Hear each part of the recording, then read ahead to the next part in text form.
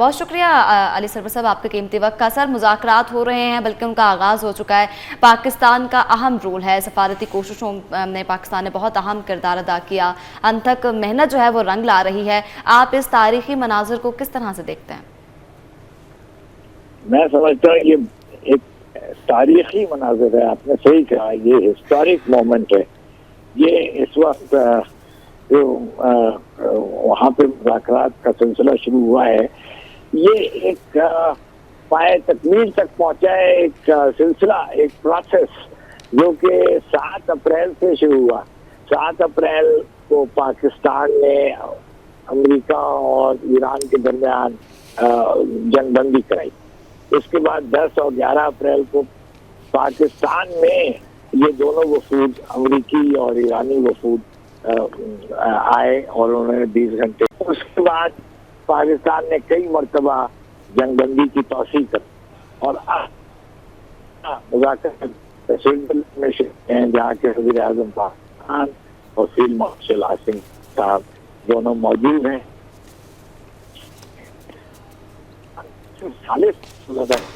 بلکہ وہ موجود کر رہا ہے جیسے کہ اس نے پہلے اپریل میں کیا تھا۔ تو میں سمجھتا ہوں کہ پاکستان ایک کلیدی رول ادا کر رہا ہے، ایک سینٹرل رول، کروشل رول، جو بھی آپ اس کو کہیں، وہ پاکستان کا اس وقت ہے۔ اب خطے کے امن و استحکام کے لیے ایران اور امریکہ کے درمیان مذاکرات کرا کے کوئی امن تیار کرنے کے لیے جو میمورینڈم انڈرسٹینڈنگ ہے، وہ ایک قدم ہے اسی طرف، اور امید کرتے ہیں کہ آج یہ جو مذاکرات ہیں کامیاب ہوں گے اور اس میں بات آگے بڑھے گی اور انہوں فریق اپنی پوزیشنز کو اس طرح ایڈجسٹ کریں گے کہ امن کا ایک معاہدہ تیار ہو جائے۔ جی جی، اچھا سر، الیکٹرانک سائن جو ہیں وہ تو ہو چکے ہیں، لیکن عملداری والا مرحلہ جو ہے وہ مشکل ہے، اور اگر عمل نہ ہوا تو پھر صورتحال پھر سے وہی ہو جائے گی۔ آپ کو لگتا ہے کہ اس کے کوئی امکانات موجود ہیں؟ اور دوسری بات یہ ہے کہ گارنٹر جو ہیں وہ بھی شامل ہوں گے، ان پر کتنا پریشر ہوگا؟ جی بالکل، مطلب کہ یہ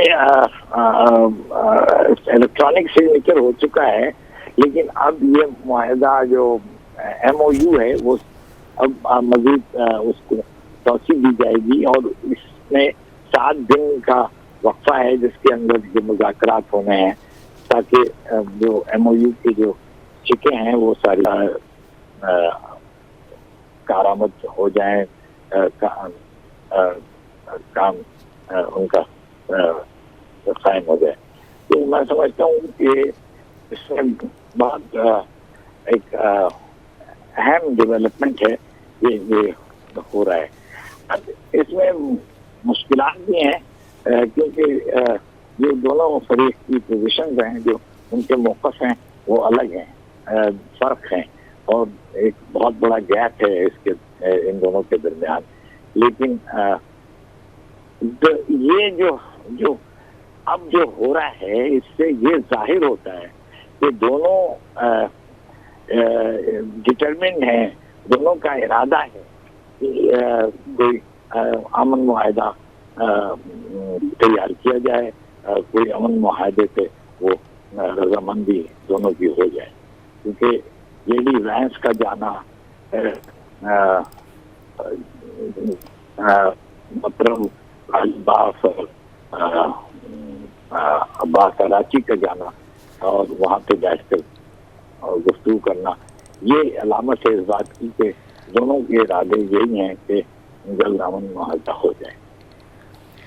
جی ٹھیک سر، جلد از جلد جو ہے معاہدہ ہونے کی کوششیں کی جا رہی ہیں۔ سر، اگر اس جنگ کی صورتحال کو شروع سے دیکھا جائے، آغاز سے بات کی جائے، تو ایران نے اس جنگ میں بہت ہی کچھ کھویا ہے ایران نے. اگر بات کی جائے ایران کے میناب اسکول کی جس میں 100 جو ہے وہ 68 بچے شہید ہوئے, ان بچوں کی بات کی جائے, ان کی شہادتوں کی بات کی جائے تو وہ زخم جو ہیں وہ کبھی بھی نہیں بھر سکتے. تو کیا امریکہ اب گارنٹی دے گا کہ اس سب معاہدے کے بعد, مذاکرات کے بعد اسرائیل کی جانب سے دوبارہ سے اس طرح کی کوئی اوچھی حرکت نہیں کی جائے گی؟ کیونکہ ابھی بھی اسرائیل جو ہے وہ جنگ بندی کی خلاف ورزی کر رہا ہے, ابھی بھی اس نے لبنان پر جو ہے وہ تازہ ترین حملے کیے ہیں جس کے نتیجے میں جو ہیں بہت سارے جو لوگ ہیں وہ شہید ہوئے ہیں. نہیں, گارنٹی کی بات آپ نے اچھی کی ہے. یہ اس میں میں سمجھتا ہوں کہ جو دنیا کی جو اور بڑی طاقتیں ہیں, چین اور روس, ان کو بھی اس میں شامل کرنا چاہیے. اور گارنٹی سیکورٹی کاؤنسل, سلامتی کاؤنسل کے 5 ممبران جو ہیں ان کے طرف سے ہونی چاہیے. امریکہ, چین, روس, فرانس اور برطانیہ. تو یہ جب سارے بگ 5 جس کو کہتے ہیں, یہ جب اس کی انڈورسمنٹ کریں گے, جو فائدہ ہوگا تو وہ ایک گارنٹی ہو جائے گی. اور اسرائیل کو, امریکہ کو اسرائیل کو قابو کرنا ہے. جب تک اسرائیل کو وہ نہیں روکے گا, لبنان میں آپ نے جو کہا حملے ہو رہے ہیں, تو اس وقت تک امن میں یہاں پہ ہمارے ریجن میں امن استحکام نہیں ہو پائے گا. تو اور وہ ایک غیر یقینی صورت ہوگی, ایک عدم استحکام کی صورت ہوگی. اس میں امریکہ کو ایک بہت اہم رول ادا کرنا ہے. اور میرا خیال ہے کہ امریکہ دباؤ ڈال رہا ہے, کیونکہ آپ دیکھیے کہ پچھلے چند دنوں میں صدر ٹرمپ کی جو پوزیشن ہے وہ اسرائیل کے بارے میں بڑی سخت ہے, اور اسرائیل کو اس بات کا احساس ہونا چاہیے. صدر ٹرمپ نے یہاں تک کہہ دیا کہ اسرائیل اگر ہم نہ ہوں تو اسرائیل بھی نہیں وجود میں رہے گا. تو صدر ٹرمپ اور امریکی انتظامیہ کو اسرائیل کو قابو کرنا ہے, اس کے حرکتوں پہ لگام ڈالنا ہے. اچھا, علی سرور نقوی صاحب اس پر کیا کومنٹ کریں گے؟ امریکہ کو اس تمام تر جنگ سے کیا حاصل ہوا؟ ایران کی جانب سے تو سب سے بڑی بات جو ہے وہ ایک جنگ بندی ہو گئی, پھر اس کے بعد سینکشنز ہٹ جائیں گی, پھر ان کے جو فریز ایسٹس ہیں اس پہ بھی ہم دیکھ رہے ہیں کہ وہ بھی ان کو ملنا شروع ہو جائیں گے, پھر اس کے بعد باقی تمام تر معاملات جو ہیں وہ ان کے چل پڑیں گے. تو امریکہ کو اس تمام تر سچویشن میں کیا حاصل ہوا؟ اسٹریٹ آف ہارمز جو تھی وہ تو جنگ سے پہلے بھی اوپن تھی. امریکہ کو کے اوپر جو صدر ٹرمپ کے اوپر جو دباؤ ہے وہ 3 باتوں کا ہے.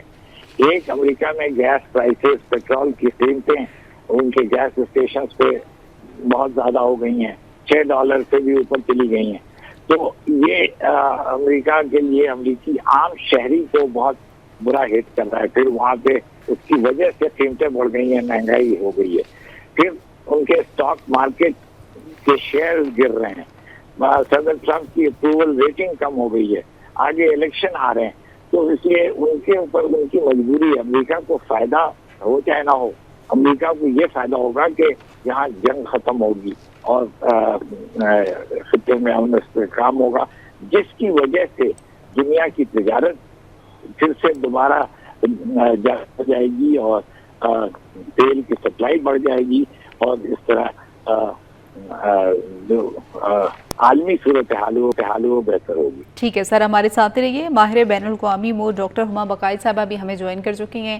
ڈاکٹر صاحبہ بہت شکریہ آپ کے ٹائم کے لیے. ایک تو جو ڈیولپمنٹ سامنے آ رہی ہے وہ ظاہر ہے آپ بھی دیکھ رہی ہوں گی, جس طرح سے تمام فریقین جو ہیں وہ اکٹھے ہوئے ہیں سوئٹزرلینڈ میں اور ملاقاتیں ہو چکی ہیں. اب بات چیت جو ہیں وہ تکنیکی طور پر وہ بھی شروع ہو چکی ہوئی ہے. تو اس تمام تر سچویشن پہ کیا کومنٹ کریں گی؟ ایک تو جس طرح سے ملاقاتوں کے دوران پاکستان کو ثالثی کے اس تمام تر پروسیس کو لیڈ کرنے کی جس طرح سے آفر کی گئی وہ پاکستان کے کردار کے حوالے سے. پھر ایک اور بڑی اچھی بات ہم نے دیکھی کہ جے ڈی وینس نے لبنان کی صورتحال پر تشویش کا اظہار کیا.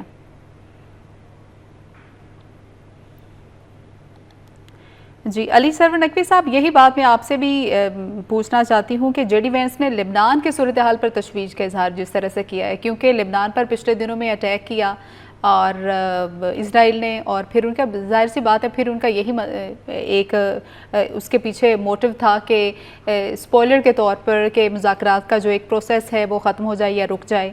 اور لیکن پھر بھی پاکستان نے پش اپ کیا ایران کو اور پھر وہ ان کو لے کے گئے اور آگے سے مذاکرات ہو رہے ہیں. تو اب جے ڈی وینس کس طرح سے جو انہوں نے تشویش کا اظہار کیا ہے، کیسے دیکھتے ہیں اسے؟ امریکہ کو ظاہر ہے لبنان کے صورت حال پہ بڑی تشویش ہے، اور اسرائیل کی جو حرکت ہے، اسرائیل کی جو وہاں پہ ایگریشن ہے، وہ اس کو امریکہ دیکھ رہا ہے اور وہ اس کو روکنا چاہے گا، کیونکہ اس کی وجہ سے سارا امن معاہدہ جو ہے وہ خطرے میں پڑ سکتا ہے، اور اگر ایسا ہوا تو پھر جنگ دوبارہ شروع ہوگی اور امریکہ کو وہ سوٹ نہیں کرتا ہے۔ تو لیبنان میں جو اسرائیل اپنے اٹیک جاری رکھے ہوا ہے، وہ اس کو روکنا پڑے گا۔ لیبنان کے معاملے اسرائیل کو اٹیک روکنے پڑیں گے، ظاہر سی بات ہے، پھر اسی معاملے پہ ڈیڈ لاک جو ہے وہ بھی ہو سکتا ہے۔ ہما بقائی صاحبہ سے رابطہ بحال ہوا ہے، بہت شکریہ آپ کے ٹائم کے لیے۔ جو تمام تر ڈیولپمنٹ ہو رہی ہیں آپ مانیٹر بھی کر رہی ہیں، اس حوالے سے کیا کومنٹ کریں گے؟ اور پھر جے ڈی وینس نے لیبنان کی صورتحال پر تشویش کا اظہار کیا، اس حوالے سے کیا کہیں گے؟ دیکھیے میرا خیال ہے اس وقت جہاں یہ نیگوسیشن جا کے اٹک سکتی ہیں وہ لیبنان ہی ہے، کیونکہ اور کوئی تو ایسی بات نہیں ہے جس پر انڈرسٹینڈنگ نہ ہو۔ جو نیوکلیئر نوٹس تھی وہاں پر کچھ ٹیکنیکل چیزیں ہیں جس پر ایران اور امریکہ کے موقف میں میٹنگ گراؤنڈ پہ نہ ہو، لیکن وہاں پہ بات چیت کی جا سکتی ہے۔ لیکن لیبنان کا مسئلہ ایسا ہے کہ وہ امریکہ کے ہاتھ میں نہیں ہے، وہ اسرائیل کے بیہیویئر پہ منحصر ہے۔ لیکن بہرحال اس وقت آپٹکس اچھے ہیں، اور جو اچھی بات ہے وہ سوئٹزرلینڈ نے کہا ہے کہ ہم میڈیا کی آنکھ سے دور رکھیں گے ان نیگوشیشنز کو، تو اگر کوئی کانفلکٹ ارائز بھی ہوتا ہے تو اس کے اوپر کوئی ہائپ بلڈ نہیں ہوگی۔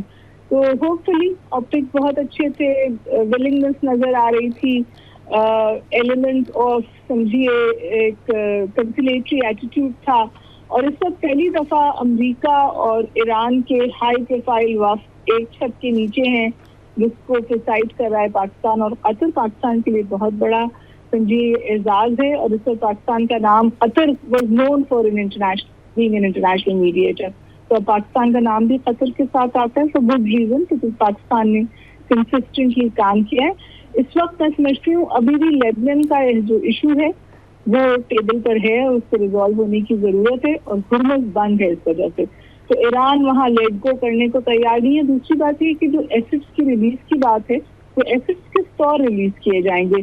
میرا نہیں خیال کہ ایران کو بلینک چیک دے گا امریکہ، تو وہاں پر کچھ ریسٹرکشنز ہوں گی۔ تو لیٹس سی اسٹوری کیسے ڈیولپ ہوتی ہے، پھر اور بات کریں گے۔ اچھا ڈاکٹر صاحب، لبنان کے حوالے سے جو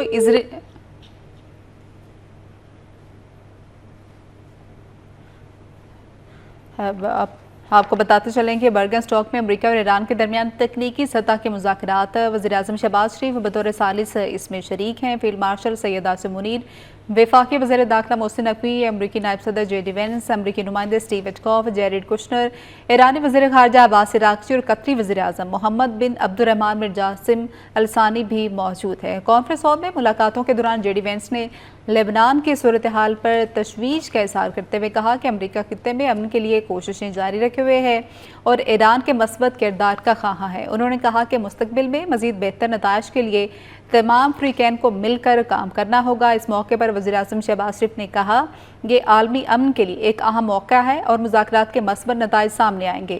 انہوں نے کہا کہ صدر ٹرمپ کی قیادت کے باعث یہ مذاکرات ممکن ہوئے، جبکہ فیلڈ مارشل سید عاصم منیر نے مذاکراتی عمل کو آگے بڑھانے میں اہم کردار ادا کیا ہے۔ جے ڈی وینس نے پاکستان کی کوششوں کو سراہتے ہوئے کہا کہ وزیر اعظم شہباز شریف اور فیلڈ مارشل عاصم منیر کا کردار قابل تحسین ہے اور مشرق وسطیٰ میں امن کا قیام امریکہ کی ترجیح ہے۔ انہوں نے مزید کہا کہ پاکستان کے سفارتی کردار کو دنیا بھر میں سراہا جا رہا ہے اور باہمی تعاون کے ذریعے خطے میں استحکام اور امن کو فروغ دیا جا سکتا ہے۔ جی بالکل، آپ کو بتاتے چلیں کہ کردار اہم جاری ہے پاکستان کا۔ آپ دیکھ سکتے ہیں کہ سفارتی محاذ پر یہ جو ہے کردار جاری ہے پاکستان کا۔ اگلے دور کا جو ہے مذاکرات کا دور جو ہے وہ شروع ہو چکا ہے۔ لبنان کی صورتحال پر امریکہ کو تشویش ہے، یہ کہا جے ڈی وینس خود بھی یہ کہہ چکے ہیں۔ انہوں نے مزید کہا کہ لبنان میں امن کے لیے کوششیں کر رہے ہیں، مستقبل کے لیے مزید بھی کام کرنا چاہتے ہیں، جبکہ انہوں نے کہا کہ امن کے لیے ایران کے مثبت کردار کے بھی خواہاں ہیں۔ بالکل، وزیر اعظم شہباز شریف، فیلڈ مارشل عاصم منیر جو ہیں وہ اس وقت کانفرنس ہال میں موجود ہیں۔ ان کی قیادت میں جو ہے وہ इस वक्त मुज़ाकरात का बाकायदा जो है वो आगाज़ हो चुका है। वज़ीर-ए-आज़म शहबाज शरीफ ने कहा कि आज बड़ा दिन है, मस्बत बातचीत की उम्मीद है। जी बिल्कुल, ये तारीख़ी मनाज़िर हैं पाकिस्तान की मेज़बानी के ईरान अमेरिका मुज़ाकरात, जबकि अमरीकी नायब सदर जॉर्डी वेंस का वज़ीर-ए-आज़म शहबाज शरीफ और फील्ड मार्शल से इज़हार तशक्कुर। पाकिस्तान के सालसी में ईरान अमेरिका के दरमियान तकनीकी मुज़ाकरात जो हैं वो शुरू हो चुके हैं। अमरीकी वफूद और ईरानी वफूद आमने सामने बैठ चुके हैं। इस्लामाबाद मफाहमती याददाश्त पर अमल दरामद का लाहा अमल तय होगा। वज़ीर-ए-आज़म शहबाज शरीफ ने कहा कि आज बड़ा दिन है, मस्बत बातचीत की उम्मीद है। फील्ड मार्शल आसिम मुनीर का मुज़ाकरात के लिए अहम किरदार है। मशरिक़ वस्ता में अमन का क़याम हमारी तरजीहात में शामिल है। जी बिल्कुल, आपको बताते चलें कि लबनान, उन्होंने कहा कि लबनान के सूरत हाल पर बहुत ही तशवीश है, जबकि हम जो है वो अमन चाहते हैं और हमारी कोशिश है कि दुनिया में मशरिक़ वस्ता में जो है वो भरपूर अमन आए। इस्लामाबाद मफाहमती याददाश्त पर अमल दरामद का जो है लाहा अमल जो है वो जारी है। आज बड़ा दिन है, मस्बत बातचीत की उम्मीद भी जाहिर की जा रही है। कहा जा रहा है कि आज जो है वो अहम किरदार अदा करेगा।